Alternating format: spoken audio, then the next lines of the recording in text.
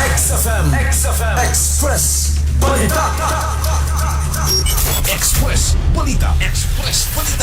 Naharang sa kapulisan ang kutsing kargado og smuggled cigarette di pahigayong checkpoint sa Proc City Central Poblacion, Kalilangan, Bukidnon, pasado alas 12 sa kadlawon niadtong Lunes, Abril 13 tuig 2026. At tulo sa operasyon, naharang sa mga pulis ang usa ka Toyota Vios nga giminiho sa usa ka 54 anyos nga lalaki nga taga barangay Bayang Lanao del Sur. Diyang gisusi sa mga otoridad ang driver nakalapas sa balaod trapiko tungod sa wala pagsulo og seatbelt. Rason sa pag-isyu sa citation ticket, uman ini gihangyo sa mga otoridad ang driver sa pag-abli sa likod nga pultahan. Dinhi nila na diskubrihan ang pipila ka rim sa mga piking sigarilyo dihang gipag-ablihan sa trunk sa sakyanan sa laing rim sa smuggled nga sigarilyo. Ang nadiskubrihan nga walay government health warning labels, samtang walay gipakitang dokumento sa legalidad. Ang driver hinungdan sa iyang pagsikop.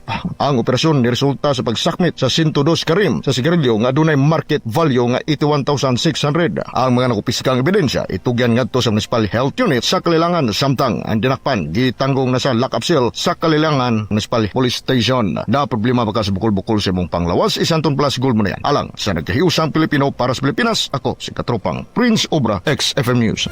XFM Report.